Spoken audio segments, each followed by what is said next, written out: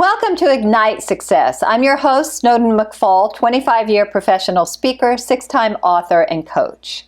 And with me today is Paula Liang. Paula is the chair of Catalist, and she is also the Legacy Award winner for Women Connecting Women this week. Welcome, Paula. Thank you, Snowden, and thank you so much for considering me for that award. It's been fun to come into your orbit. All sorts of wonderful things have happened. Well, it's our pleasure, and certainly many, many different people recommended you, and you were a fabulous nomination for that award. Thank you, thank you. So before we get into that, let's talk a little bit about your background, because I know you started your career as a lawyer, but you've spent the vast majority of it helping women. So how did that transition take place? Well, I found that with 3 kids and a husband who was working 24/7 on Wall Street, I could no longer be a litigator, right? Which was what I did and what I loved, but it just that also was a 24/7 career. So I took some time off. I thought it was a break.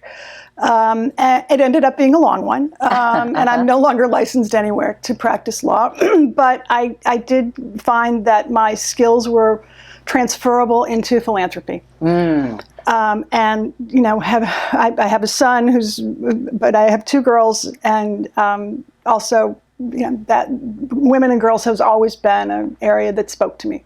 So I worked at my daughter's school, which was a K through 12 girls' school, raising an annual fund there, and then I worked as a development director in Stanford. But the focus of my philanthropy and my giving has always been women and girls, which is wonderful. And when did you move down here? We came here in 2011. Oh, terrific, terrific. And I loved one of your lessons that you said you'd learn. It was about the fundamental rule of improv, which is yes, and.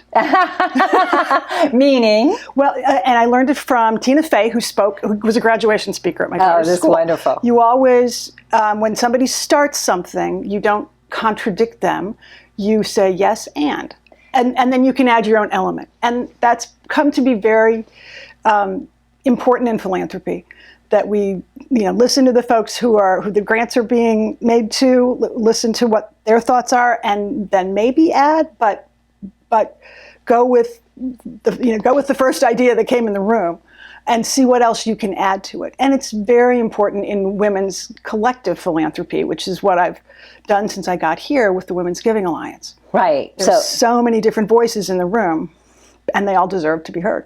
And they all deserve to be heard. So I know you also started the Florida Women's Funding Alliance. Yeah, well, because WGA is an initiative of the Community Foundation, and anything that touches the Community Foundation is in very good shape in this town. They're such wonderful citizens and leaders. Nina Waters, their president, invited me to be present at the creation of this group of funders, women's funds and foundations, some community foundations and some giving circles, who got together in, I think it was 2014, to see if we could bring our collective voice together to advocate for women and girls, because we knew there were significant issues. And I know you're also now chair of Catalist, and that's yet a global initiative. Tell us about that. Well, so Catalist is the network that supports women's funds and foundations and giving circles who all give as if they are giving circles. So everybody makes the same investment every year. The funds are pooled, and then a grants and education process is run, and big, impactful grants are made, typically $100,000. So when you show up with the clown check, that gives you a different seat at the table. Oh, it definitely does. And you've given out as much as $15 million? Well, the 75 groups, one in London and one in Melbourne, Australia, the rest in the States, annually invest $15 million in their communities. We think over the life of the network, probably $140 million. Oh, that's fabulous. That's fabulous. So here in Jacksonville, and I guess I do want to ask you a question about Catalyst, because I know you've also partnered with the Gates Foundation. How has that been? What was that experience like? So Melinda Gates is a member of the Washington Women's Foundation, which was the first one that we know of, and they've been continually making grants since 1995. We're going to be in Seattle in February for our conference to celebrate 25 years. Oh, that's wonderful. So there's some institutional knowledge at the Gates Foundation about giving circles, and they decided that they would get a bunch of networks of giving circles together to see whether there was something we could do together, whether we had common issues, what it would look like if there was some support provided by institutional philanthropy, folks like the Gates. And I ended up becoming one of 5 co-designers who were, again, a consultant for them and paid a stipend.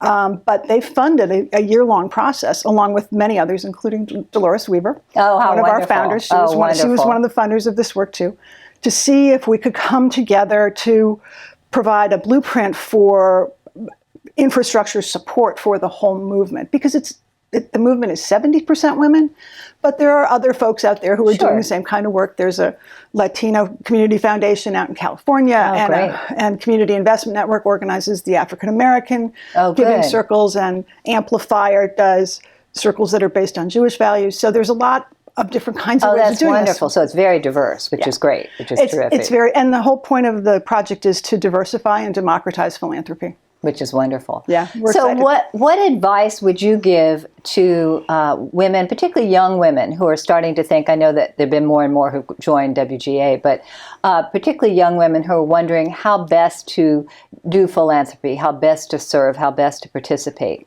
Well, I think, and I've heard this from wealth managers around the country, that they bring the next generation of the families they advise to a giving circle, because you get to see the whole process. Yes. And it's also a really good way to get a 30,000-foot view of what the nonprofit scene is in your community.